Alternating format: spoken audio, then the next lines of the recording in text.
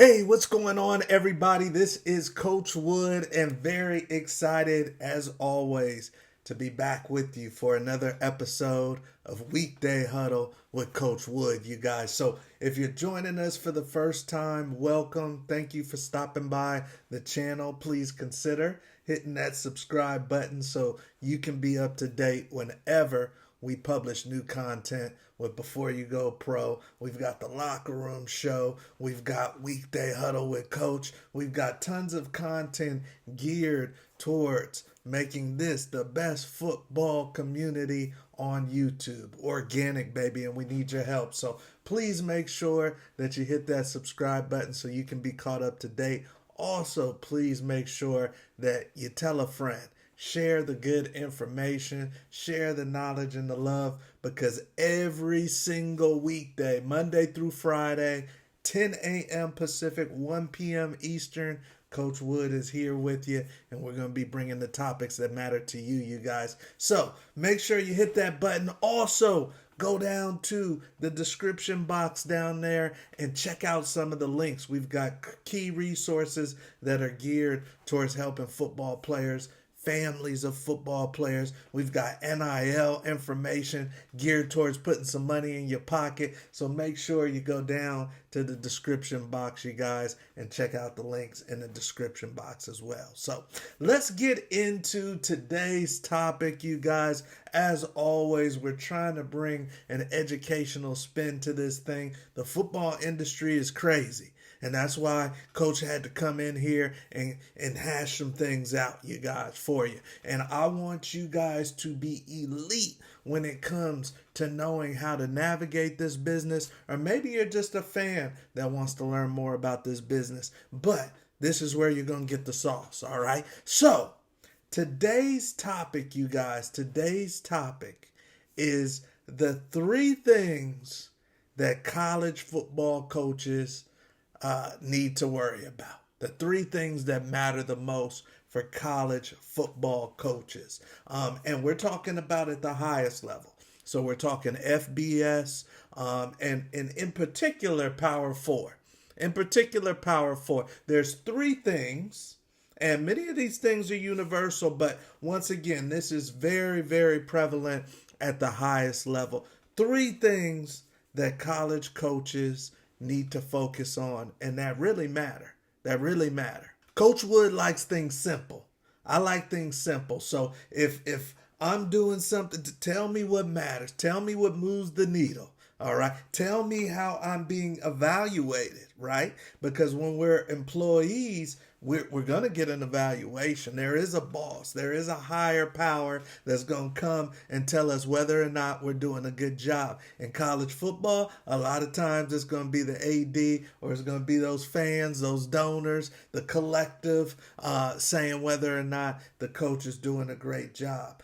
But there are three things, you guys, that I really believe every major college football coach better pay attention to. He better be clocking these three things, or the season can go in turmoil. It can get chaotic if they're not really dialed into these three things. So what are the three things, Coach, that matter the most for a major college football coach? Number one, you guys, number one, and many of you guys will probably guess this one for number one, but number one, as far as what matters to a major college football coach, who's your quarterback? Who is your quarterback? It is the most serious position, the position that holds the most weight in all of sports. Who is your quarterback? You see some of these top programs, they're not playing around, you guys. They're either getting a 5-star that they really believe in, or they are going into the open market, they're going into the transfer portal, and they're going to break bread for somebody that can be a top-notch signal caller. And many schools are trying to do both, where they've got a young guy they believe in, probably paying some money for, and then an older guy that they believe in. But number one question for all of these college football coaches is, who's your quarterback? That can make or break you, you guys. You saw the play early at UCLA with Nico, and things started coming around in the middle and towards the end of the season, but that was a big factor. The offense sputtering, the fact that Nico didn't look good, that was a big factor in Deshaun Foster being out of there. Look at Syracuse, Fran Brown. He's thinking at the beginning of the season, things are going to go great. They rip off a few wins. They beat Clemson at Clemson. He's talking his smack, but he loses his quarterback. And they lost almost all their games after that. Look at my alma mater. You guys see the helmet in the background. We put a lot of faith and stock into Caden Salter, and by no means was what happened this year with Colorado's offense all on Caden. But a big portion of it was. And it was a miss. It was a miss. I don't know exactly what CU was paying Caden, but it was a miss. All right? So who's your quarterback? All of these coaches that did not get stellar quarterback play are searching for a quarterback right now. Arizona State, their quarterback, Sam Levitt, they're thinking it's going to be a great year. And then he gets injured, things fall off the rail. So that actually brings us to question number 2. The number 2 most important question for a major college football coach today: who's your backup quarterback? Who is your backup quarterback? Because there is, in this gladiator sport, a very high chance. Recently, the Colts are going really into the cellar, and they're pulling out Phillip Rivers. He's coaching high school ball. They're getting him off because they don't have a backup quarterback that they believe in. Who is your backup quarterback? If you don't have a quarterback that can back up the guy who just got knocked out or who's having a rough game, then there's a chance that you could be out as well as a coach. The quarterback position is too critical to play around. If Coach Wood was ever a major college football coach, guess what? We are going to spend resources, time, effort, energy, and love on finding our number 1 quarterback and our number 2 quarterback. So who is your first string quarterback? Who is your second string quarterback? You see what happened at Ole Miss. Ole Miss is thinking they're running with Austin Simmons. He goes down. Trinidad Chambers comes from the D2, balling out. He takes over and throws for 3,000 yards. And guess what? Lane Kiffin gets $90 million. $90 million from LSU. If Trinidad Chambers isn't who he became this year, if he would have had the season go off the rails, Austin Simmons can't do nothing when he comes back. If the season goes off the rails at Ole Miss because of the quarterback position, guess what? No $90 million for Lane Kiffin. So you can't play around with this. You see right here, Fran Brown said, I'm going to get 2. I'm going to get 2 quarterbacks. Because he quickly learned that I'm not good enough with 1, especially not in big-time college football where they're paying me a lot, there's high expectations, and I could quickly be kicked to the curb. I got to have 2 bad boys. So if you are a college coach coaching Power 4 for sure, but even FBS, and you don't have 2 bad boys in there, shame on you. And then sometimes we miss, right? So you got to have that backup for a little extra insurance. In Colorado's case, my alma mater ended up being the young man, Juju, and that's where they're planting their flag for the future. But they better have a number 2. They better have a number 2. So today, you guys, college football is more straightforward than ever. It is all business. And if it's all about business and we're talking football, then we're talking quarterback. Who's your point guard? And you better have 2.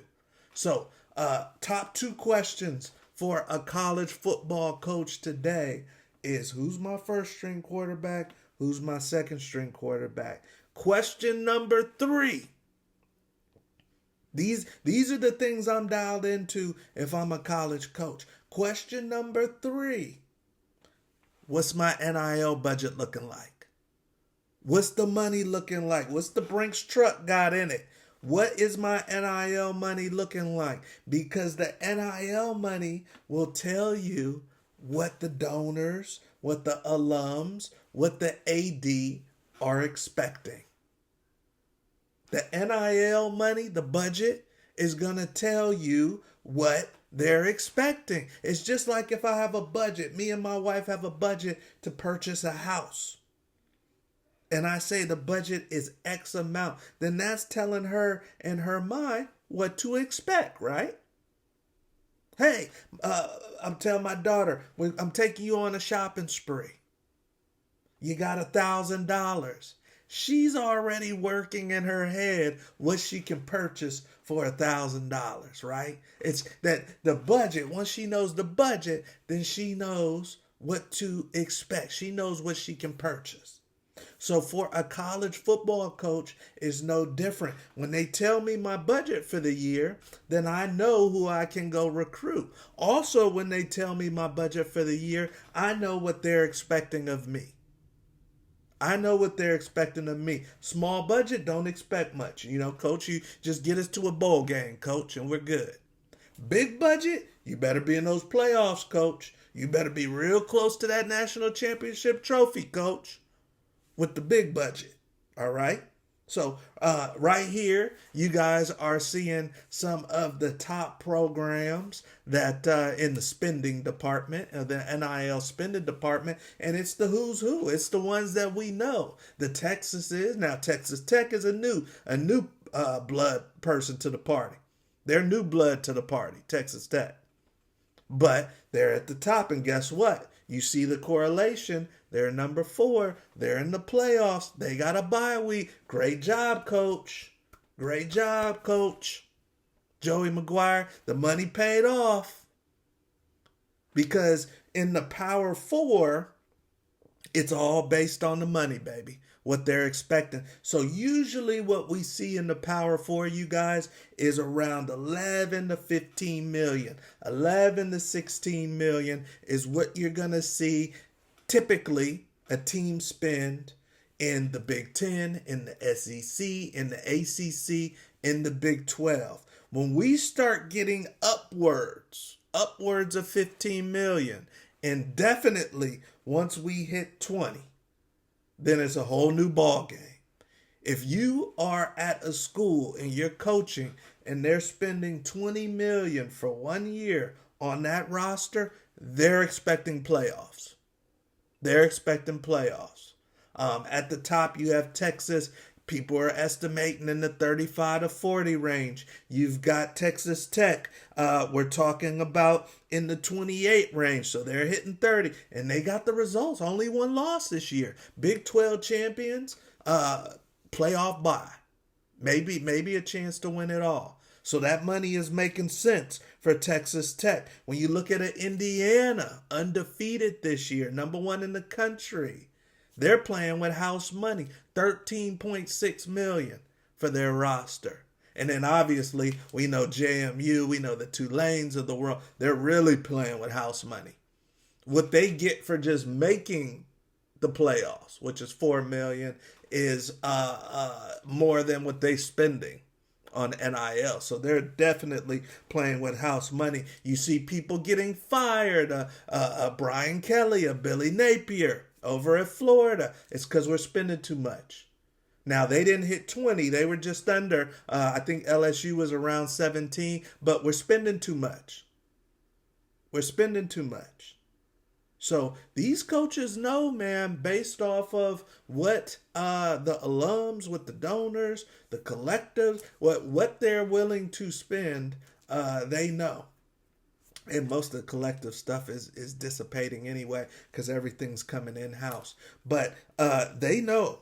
They know. Oregon, 25 to 30 million. You better be in the playoffs, Dan Lanning. You better be in the playoffs. So, today it's crazy in college football. It's crazy in sports. But it's pretty straightforward. You can follow the money. If you ever want to know what someone's expecting of you, how much they paying you. Am I on a full ride? Am I at PWO? The money will tell you what they're expecting of you. And we're going to talk about the money in the business of football a lot throughout our weekday huddles with Coach Wood. Because I need you guys to be savvy. I need you guys to be aware. I need you to know the business of what you're in. If you're a young football player, or if you're a parent of a football player, you should know the business of what your kid is in. If you're coaching kids and trying to get them off to college football, you should know what you're getting these kids into.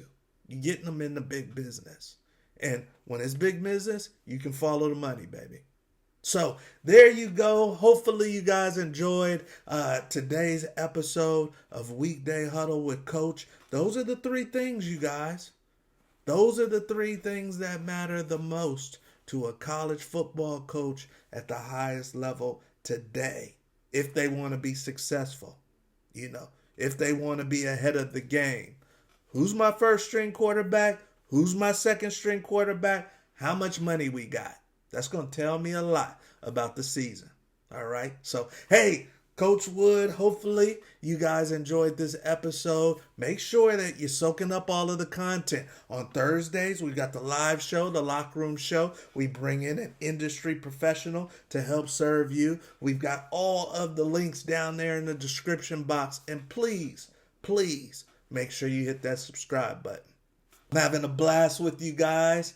Once again, Monday through Friday, 10 a.m. Pacific, 1 p.m. Eastern. Coach Wood giving it to you. No fluff, unfiltered. The business of football and making sure you guys win. All right. I'll see you at the top. Have a good one.